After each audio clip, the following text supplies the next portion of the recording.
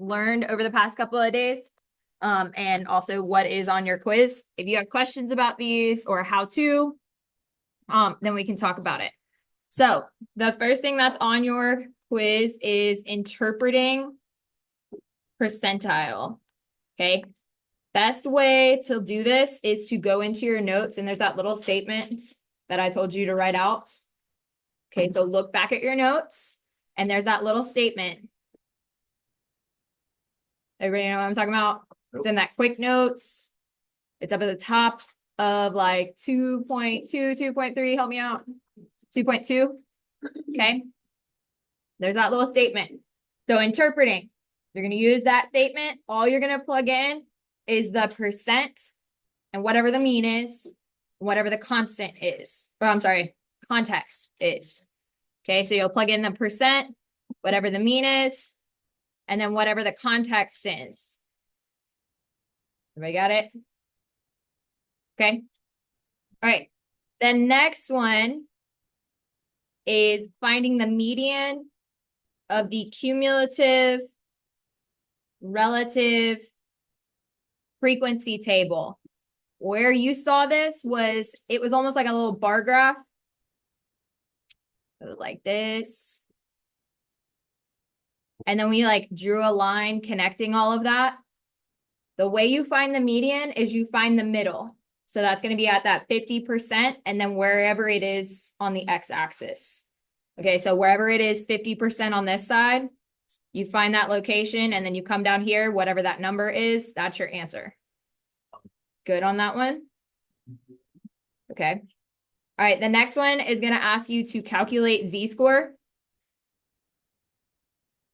If you have your formula sheet, the z-score formula is on your formula sheet. So that's x minus x bar divided by standard deviation. Remember, x bar is your mean, x is your value, this is your standard deviation. Yeah? Okay. The next question is going to ask you to do the normal distribution curve. So it's going to give you some mean value. It's going to give you some standard deviation. You're going to draw the curve. Remember, mean goes in the middle. And then you're going to add the standard deviation going this way, subtract the standard deviation going this way. Good. Okay. Next, it'll ask about the empirical rule. What's the empirical rule? No, 99.7. Okay. Okay, so remember, in a normal distribution curve, within one standard deviation, that means on both sides of the mean, that's 68% of your data. Within two standard deviations of the mean, that's 95. Within three standard deviations, that's 99.7. That's all it's saying. That's it. Nothing crazy. Okay. The next question asks you to find the proportion of something. Okay. It gives you the mean, gives you the standard deviation, and it gives you a value. You're going to calculate the z-score. You'll go use the z-score table. Leave it as a decimal. Proportion, leave it as a decimal. Good. I'm getting some blank stares and it's making me nervous. Okay. The next one is just going to say interpret what this proportion means. So put it in context. Okay. I can't tell you really more than that. The bonus is a density curve. Do you remember what density curves are? It gives me the shape of the graph. Shape of the graph, it's either normal distribution, it's right skewed, left skewed. Okay, good. And then the last question is going to ask you between two numbers, what's the proportion? Okay, so if I say between 170 and 180, okay, I'm going to find the z-score for both of these. I'm going to go to the table, find the proportions, subtract the two.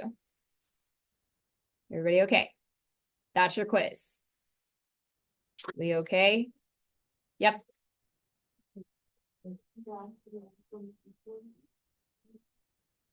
So that's if it's greater than. If it said that like, if something was greater than 170, you would find the proportion. So like find the z-score, go to the table, find the proportion, then 1 minus that proportion. Yeah. Anything else? Because all of our z-scores and our proportions are from the left-hand side. So we always do less than. If I said something greater than a certain number, I would do 1 minus the proportion. We okay? Okay. Do you want a couple minutes to look over notes?